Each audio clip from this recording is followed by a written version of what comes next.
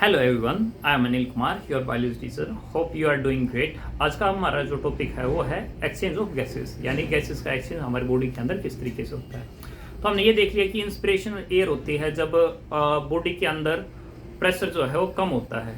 अगर प्रेशर कम होता है तो एयर आ जाती है कहाँ पे, एलोलाई के अंदर। लेट से ये एलोलाई है और एलोलाई के अंदर एयर जो है वो आ गई। अब एयर जो यहाँ पर आई है, अब उससे आगे क्या होगा।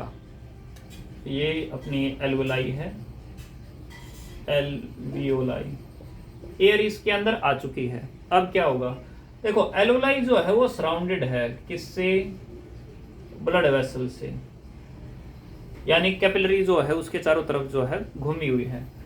और जो ये कैपिलरी है ये आगे चल के आर्टरी वेन बना करके ये पास करती है मटेरियल किसको, हार्ट को। तो ये जाएंगी किसके पास, हार्ट के पास जाएंगी। और हार्ट से फिर ये किसके पास जाती हैं, हार्ट के पास जाती हैं ये बॉडी टिश्यू के अंदर। तो ये यहाँ से पास होकर के फाइनली जाते हैं कहाँ पे, टिश्यू के पास। टिश्यू के पास जाकर के वहाँ पर क्या होता है, गैसीय एक्सचेंज होता है। और जब वहाँ पे गैसीय एक्सचेंज होता है तो फिर गैस जो है वापस आती है और ये फिर वापस कहाँ पर जाएगी, हार्ट के पास। तो ये यहाँ से जाके कहाँ पे आ गई, दोबारा से हार्ट के पास। तो अब की बार हार्ट के राइट साइड पे आएगी भाई, पहले लेफ्ट साइड पे थी, अब की बार राइट साइड पे। फिर उसके बाद वेंट्रिकल पे जो है ब्लड जाएगा। अब वेंट्रिकल के पास ब्लड जाने के बाद ब्लड जो है वहां से पास होता हुआ किसके पास जाएगा, वापिस जाएगा लंग के पास।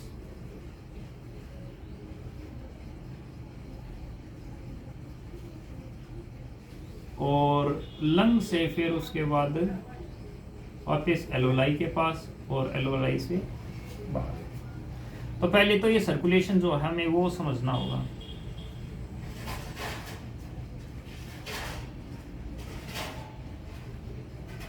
तो इस सर्कुलेशन के अंदर जो इम्पोर्टेंट है वो ये कि एयर जो आती है एलोलाई पे वो फाइनली कहाँ पर रीच हो जाती है, टिश्यू के पास।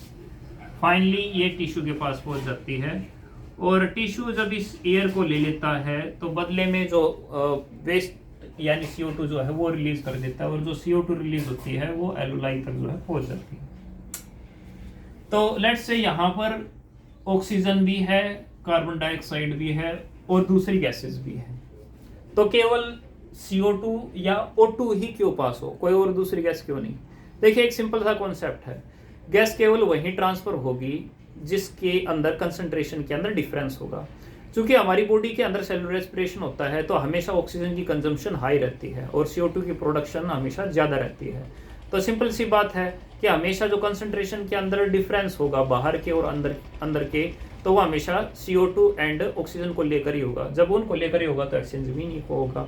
नाइट्रोजन का क्यों नहीं होगा, नाइट्रोजन का इस वजह से नहीं होगा क्योंकि जो प्रेशर डिफरेंस है वो बनता नहीं। और जब प्रेशर डिफरेंस नहीं बनता तो इस वजह से गैसीय एक्सचेंज जो है वो भी नहीं होता। तो गैसीय एक्सचेंज होता है किसके द्वारा, पार्शियल प्रेशर ऑफ ऑक्सीजन और पार्शियल प्रेशर ऑफ CO2। तो PO2 और PCO2।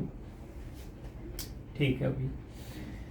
एलोलाई है, ये एलोलाई की क्या है, एपिथीलियम भाई। ये ब्लड वेसल है, ब्लड वेसल की क्या होगी, एंडोथीलियम होगी। एंडोथीलियम है। इसके अलावा इसकी बेसमेंट मेम्ब्रेन है। इसके बीच में स्पेस है, ये स्पेस, इसको क्या कहेंगे हम, इंटरस्टिशियल स्पेस कहेंगे। रेस्पिरेटरी मेम्ब्रेन केवल इतनी सी है और काफ़ी ज़्यादा छोटी है, 0.2 माइक्रोमीटर इसकी ब्रेथ होती है। तो रिलेटिवली काफ़ी ब्रेथ जो है पतली है इसकी। तो अगर यहाँ पर देखें जो पार्शियल प्रेशर है ऑक्सीजन का वो अराउंड 115 mmHg है, और CO2 का जो पार्शियल प्रेशर है वो कितना है 40 mmHg। यहाँ पर अगर ऑक्सीजन का पार्शियल प्रेशर देखें तो ऑक्सीजन का पार्शियल प्रेशर है 40 mmHg, और यहाँ पर CO2 का अगर पार्शियल प्रेशर देखें तो वो है अराउंड 45 mmHg। तो मुझे ये बताओ CO2 का पार्शियल प्रेशर ज्यादा है या फिर ऑक्सीजन का, CO2 का पार्शियल प्रेशर यहाँ पर ज्यादा है या यहाँ पर ज्यादा है, ब्लड वेसल के अंदर ज्यादा है। तो इसी वजह से CO2 का डिफ्यूजन हो जाएगा और वो कहां पर चली जाएगी एलोलाई के अंदर। अगर हम यहाँ पर देखें एलोलाई के अंदर CO2 का पार्शियल प्रेशर कितना है 115, ठीक है, ज्यादा है, और अंदर अगर ब्लड के अंदर देखें तो पार्शियल प्रेशर कितना है 40। तो इसी वजह से प्रेशर कहाँ का ज्यादा है एलोलाई का। तो कहाँ पर एयर जो है वो पास होगी ये ब्लड के अंदर, तो एयर यहाँ से कहाँ चली जाएगी इसके अंदर चली जाएगी। तो यानी गैसीय एक्सचेंज अगर एलोलाई के थ्रू अगर होने लग रहा है तो वो किसकी वजह से, प्रेशर के अंदर डिफरेंस है उस वजह से जो है होने लग रहा है। क्लियर है ये बात, ठीक है। अगर ऑक्सीजन अंदर आई है तो ऑक्सीजन किस फॉर्म के अंदर जो है अंदर ट्रेवल करेगी, मतलब यहां अगर आ चुकी है तो यहां से हार्ट तक और हार्ट से फिर टिश्यू तक किस फॉर्म के अंदर ट्रेवल करेगी। तो आरबीसी होती है उसके पास हीमोग्लोबिन प्रेजेंट है, हीमोग्लोबिन ऑक्सीजन के साथ बाइंड होता है और ऑक्सी हीमोग्लोबिन जो है बन जाता है। और जब ऑक्सी हीमोग्लोबिन बनता है तो जितनी भी ऑक्सीजन अंदर आई है around 98% of oxygen, around 97% of oxygen is converted into HbO2। Rest जो होगी वो किस फॉर्म के अंदर होगी, डायरेक्ट जो O2 जो है वो अंदर चली जाएगी यानी डिफ्यूज हो जाएगी। तो यानी कि ऑक्सीजन का ट्रांसपोर्ट दो तरीके से होता है ब्लड के अंदर, एक ऑक्सी हीमोग्लोबिन बना के और दूसरा डायरेक्टली ऑक्सीजन को डिफ्यूज करके, ठीक है। तो ऑक्सीजन ऑक्सी हीमोग्लोबिन बना करके यहां से ट्रेवल होते हुए कहां पर पहुंच गई हार्ट के पास, और हार्ट से उसके बाद में ये कहां पर पहुंच गई, अब ये टिश्यू के पास पहुंच गई। अब टिश्यू के पहुंचने के बाद यहाँ पर जो पार्शियल प्रेशर वो ऑक्सीजन है कहाँ पे, यहाँ पे जो पार्शियल प्रेशर वो ऑक्सीजन है वो आ जाता है अराउंड 95 mmHg, और पार्शियल प्रेशर ऑफ CO2 जो है वो आ जाता है अराउंड 40 mmHg। अगर हम टिश्यू के अंदर देखें तो टिश्यू के अंदर जो पार्शियल प्रेशर ऑफ O2 है, क्योंकि टिश्यू है, टिश्यू के अंदर हमेशा सेलुलर रेस्पिरेशन होती रहती है, और जब सेलुलर रेस्पिरेशन इसके अंदर हमेशा होती रहेगी तो अल्टीमेटली होगा क्या, ऑक्सीजन का प्रेशर कम होगा। तो ये कितना होता है 40 mmHg, और पार्शियल प्रेशर ऑफ CO2 कितना होता है 45 mmHg। ये बात बड़ी इंपॉर्टेंट है कि जिसके बीच में प्रेशर का डिफरेंस होता है वही गैस ट्रांसफर होगी। ऐसा नहीं है कि भाई CO2 के बदले जो है O2 आ जाए या O2 के बदले CO2 आ जाए, ऐसा नहीं है। तो partial pressure of oxygen blood के अंदर यहाँ पे ज्यादा है, तो इसी वजह से PO2 का प्रेशर ज्यादा होने की वजह से ऑक्सीजन कहाँ चली जाएगी, टिश्यू के अंदर चली जाएगी। And partial pressure of CO2 यहाँ पर ज्यादा है तो CO2 कहाँ पे चली जाएगी, ब्लड के अंदर चली जाएगी। अब ये जो ब्लड के अंदर गई है ये किस फॉर्म के अंदर होती है, तो ये है हमारी आरबीसी। इस आरबीसी के अंदर जब भी CO2 आती है तो CO2 कंबाइन हो जाता है वाटर के साथ में, और एक इसके पास एंजाइम है जिसका नाम है कार्बोनिक एनहाइड्रेज।